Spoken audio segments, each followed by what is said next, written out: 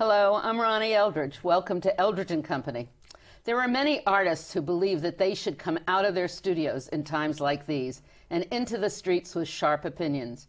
Nina Felshin, an art activist and the curator of exhibitions at the Zilkha Gallery at Wesleyan University, is one of them. She believes that art and politics require each other, and I agree.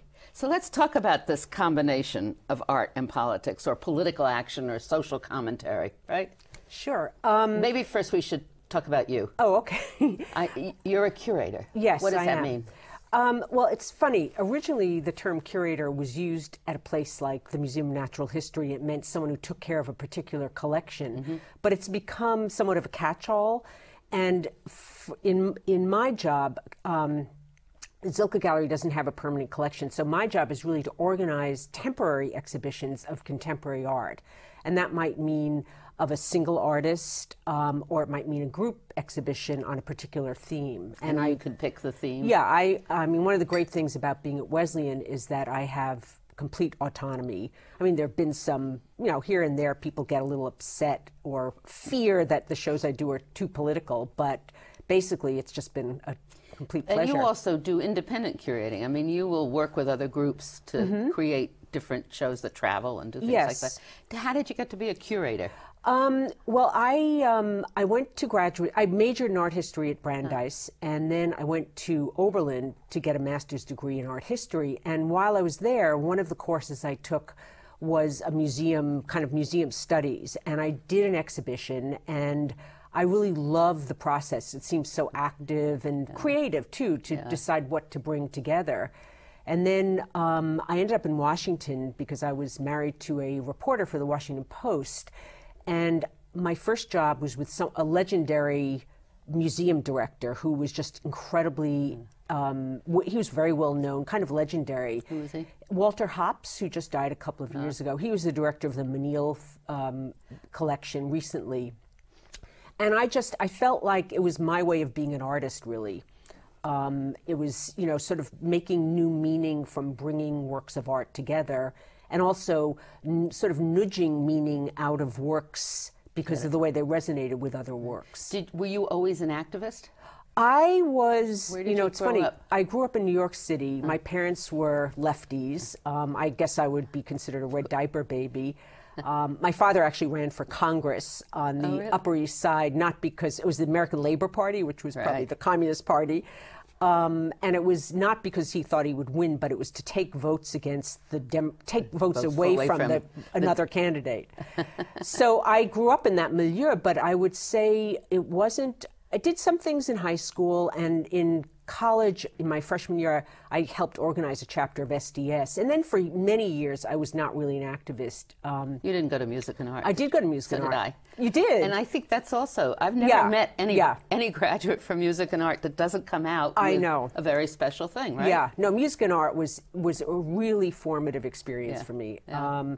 And yeah, we did civil rights stuff, but it was actually, and then I started doing a lot of shows with political themes from about 1980 on, but it wasn't until after 9/11 that I feel like that was a real kind of watershed in sort of my identity in a way, because I continued to do shows that are very political, but I also felt that wasn't enough. I felt that I wanted to be more of an activist. And I was lucky enough to get involved with some people who were doing projects that involved art and activism. But you edited a book called But Is It Yes. Art? But that was before 9/11. That was 1995. So you've always been interested in in art and its relationship to the environment or whatever we do. Right? I was, Are you a painter? Did you paint? No, I was, I majored in art at music and art, but ever since I've been sort of involved with artists, I'm totally intimidated to do anything. But as I said, I feel like my shows are sort of like collaged objects in a way.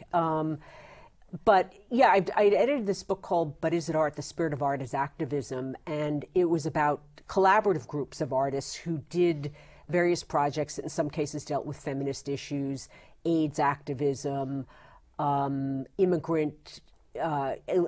immigrant issues, and that was very exciting. I think that probably helped move me more towards a kind of activism. What were the groups that you had in that book? I had, let's see, there was some individual artists who worked with other people who were not necessarily artists, like Suzanne Lacey. Her work was mostly of a feminist nature. Two artists, Helen and Newton Harrison, who dealt with ecological issues.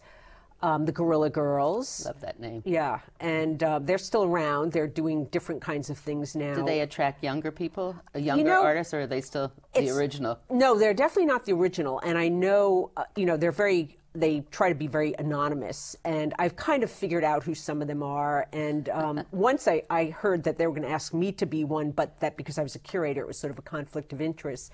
So I don't really know who's part of it. It's also split up into several different groups now. But there's always been the concept of commentary on what's happening. I mean, you curated a show that from Goya to Golub. Yeah. You have to explain who Golub was. Okay, I will. But it went all the way back to Goya, but it goes further back than that, right? Yes, it does. But I'm not sure that the intention was always the same. And I would suggest that there's a slight difference between art that's political and art that's activist. And in the show that you just mentioned, Disasters of War from Goya to Golub. Golub is a contemporary artist who died a few years ago, a lot of whose paintings were based on photojournalistic images of some of the atrocities that were committed in Central America in the 80s. But they resonate. They're amazingly resonant with, Abu Ghraib and Guantanamo, because a lot of it has to do with torture. And of course, Goya, the Disasters of War, which is how I named the show, that goes back, to the 16th century, I think, 15th century. And there were a couple of other much earlier people. One of the reasons I was able to include Goya and Jacques Callot is because Wesleyan owns a bunch of those. Oh, that's nice. Yeah, so that made it very easy. But there weren't too many earlier people. The Spanish-American War started some of them. What came out of the Spanish? Was that political art, or what would you call that? Yes, I would say that a lot of the art that takes the form of two-dimensional work tends to be more political than activist. I think that some of the more activist work, some of it may take place in the streets. It may have some public aspect to it. One artist who created these, I forget what they're called. They're things that you see on tables in restaurants that sometimes have the wine list on it, and she put a message on it.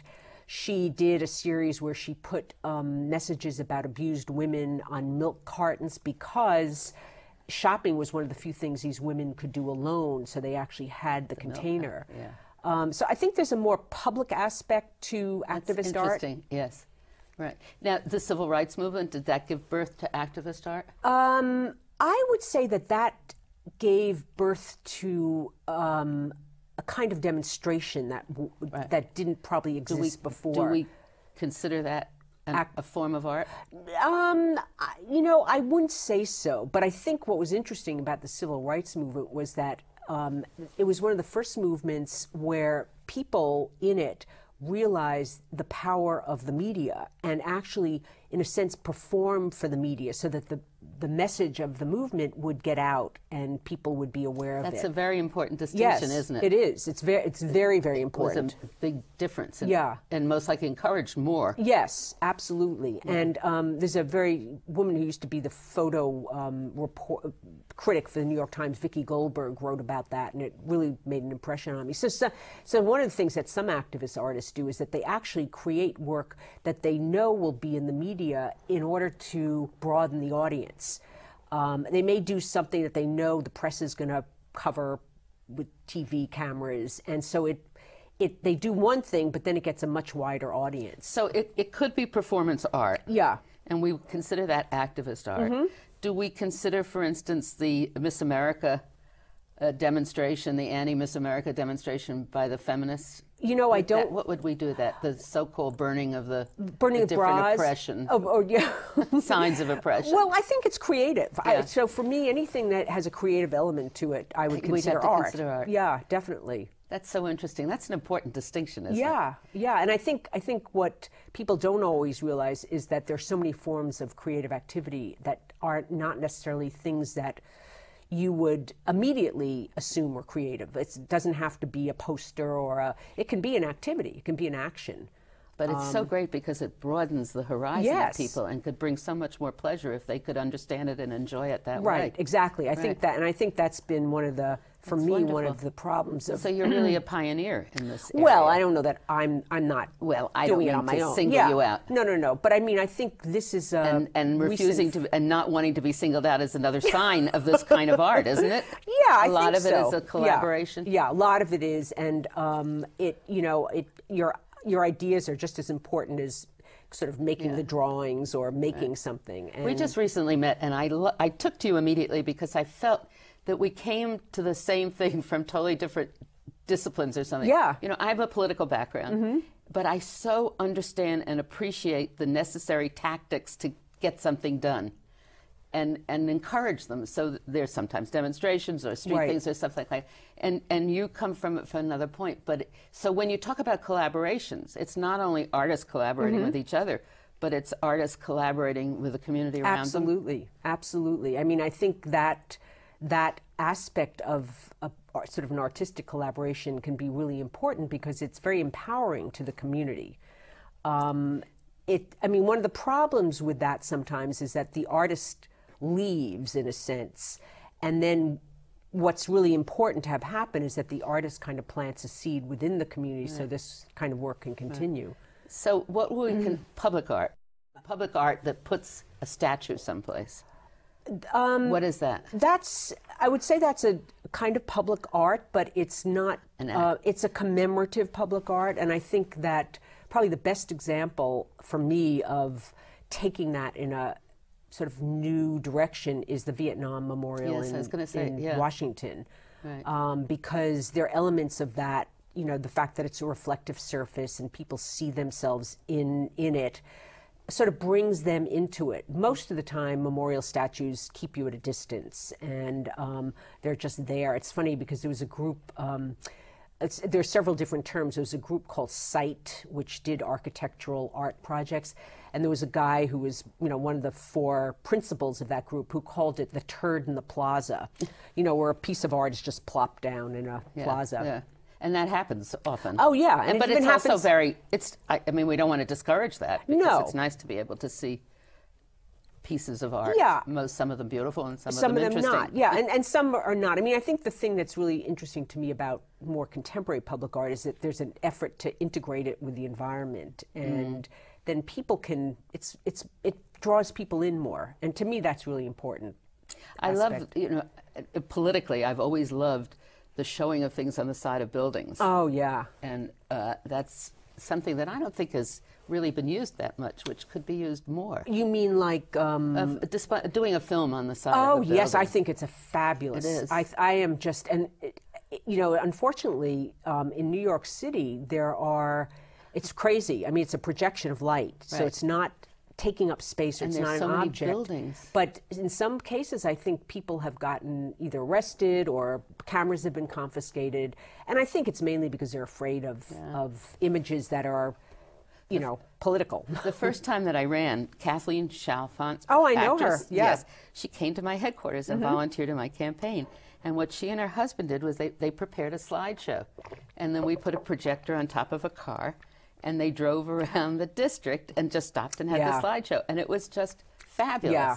Well, he's fabulous. I mean, he did this film called, oh God, why am I blocking on it? But he's photographed a lot of graffiti, and he's an expert about that. So is graffiti, what is that?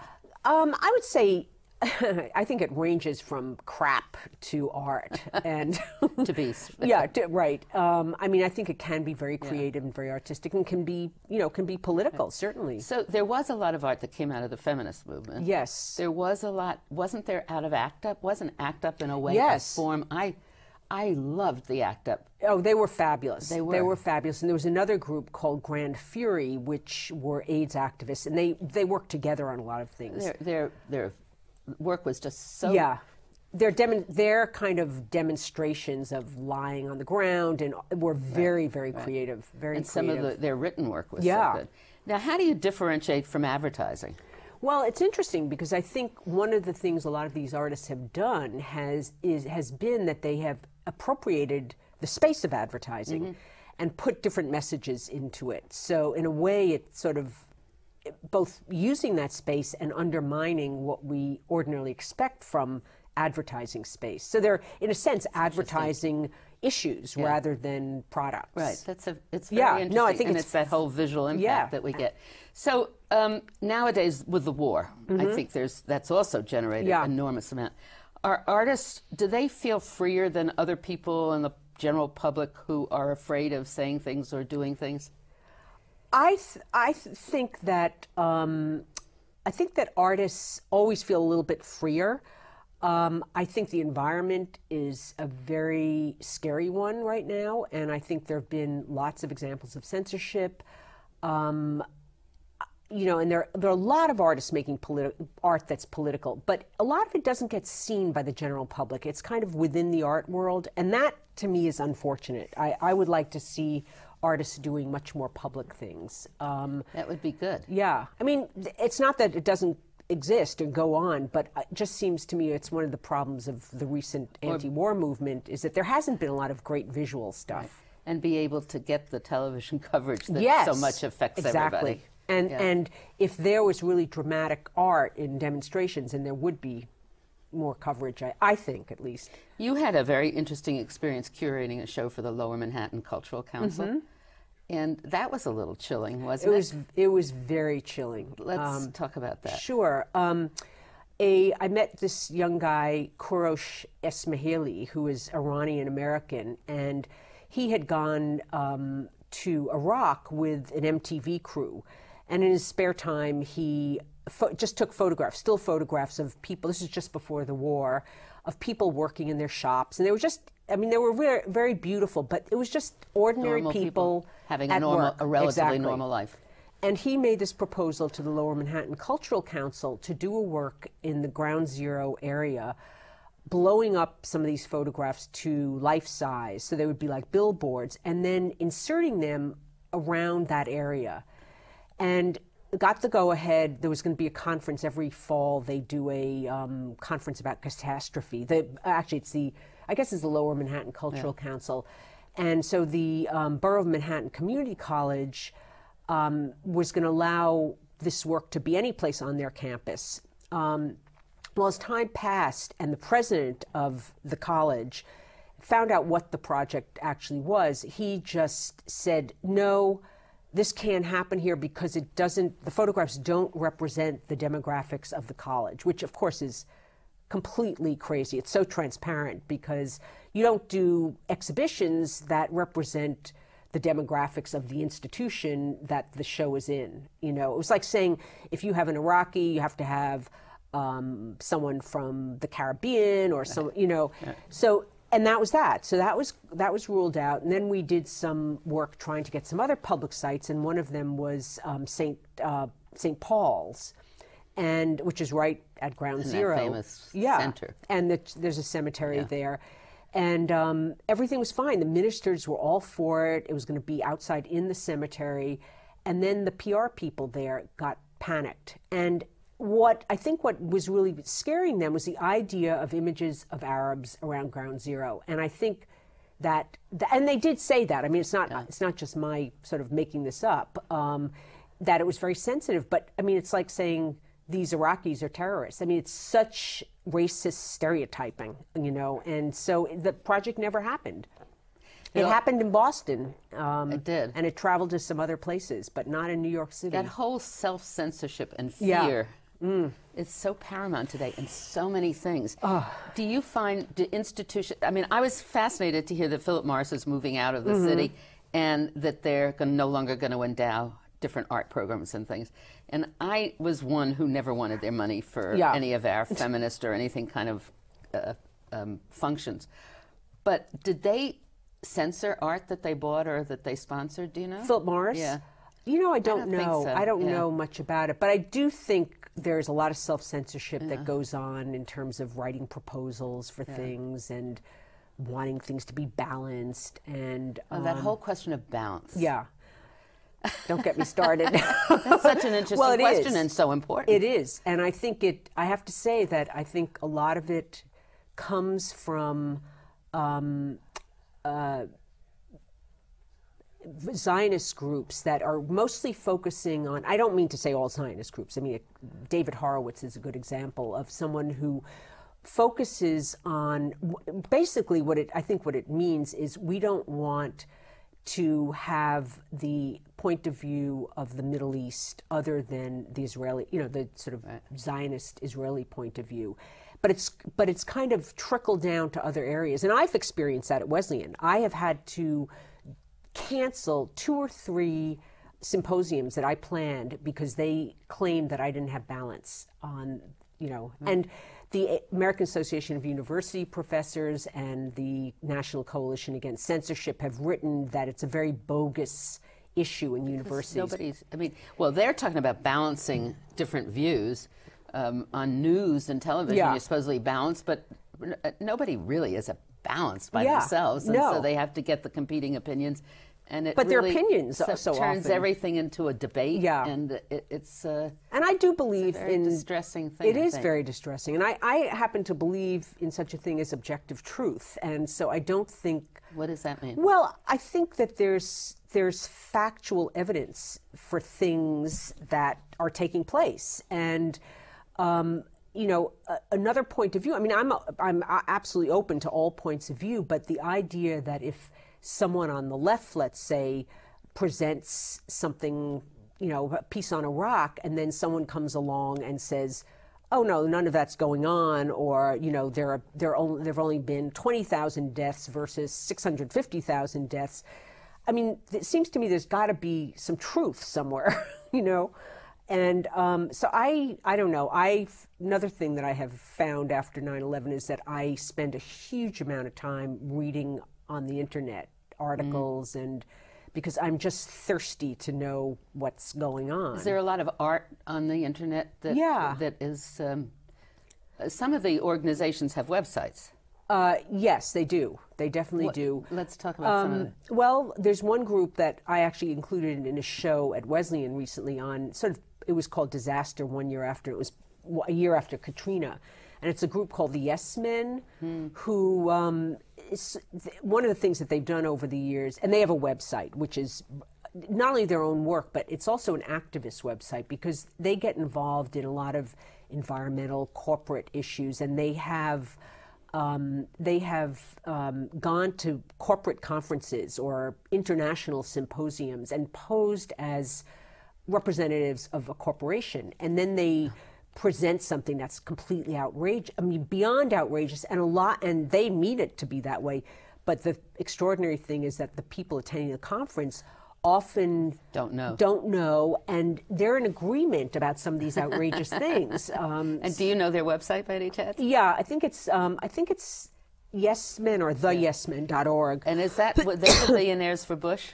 No, that's a separate. That's another. I don't know the individuals for that, but I'm sure that if you Googled billionaires for Bush, you'd get it. Them. And if you Googled activist art groups, you might get a list. I would think you would. Right. And against the war. Or art and activism. Yeah. Or artists against the war, you definitely would get. Now, they have a slightly funny website. I even had trouble. And there's a connection also between some of the organizations and some of these artists. Yeah. Which is really very nice because it brings great. it into the public. I think that some people have commented on Move On that it's not public enough, except for the ads that cause sometimes a lot of controversy. Yeah. No, there have been artists not in my name. Not in our name is one, and they did a lot of things with a group called Artist Network, which is it's not it's a group that facilitates. It's really it calls itself the culture of resistance. So, do you think now that there's an emergence of younger people who are going to be more of your activist artists and activists in the world? Do you notice that? You don't know. I hate to say, but I mean, for example, Wesleyan has a reputation for being a very liberal Right. And it's been awfully quiet for a while. How do you explain that? I don't know. I don't know. I mean, it's just, to me, it's unfathomable. Is it because there's no draft, so they're not involved? I was astonished last night at watching the game, the Yankee game, and all the people who were watching a game and the importance of winning, and this whole sense. I mean, spending a lot of money taking kids to this function. It's an event, you know. It was a happening of something. And meanwhile, we're fighting a war with people who can't afford to go to a thing like that. It's just such a parallel, separate thing. Actually, I should tell you about, speaking of students, a Wesleyan student, a sophomore, did this walk across the country this summer. Her name is Cecile, and more people joined her. And I think she is going to be a real kind of motivation at Wesleyan for others to get more involved. That's terrific. Well, that's a good way for us to end our program on a little bit of optimism and hope. And we should congratulate her, first of all. And thank you very much for coming. You're welcome. It's been very interesting to talk about all of this. It's been a pleasure. Thank you.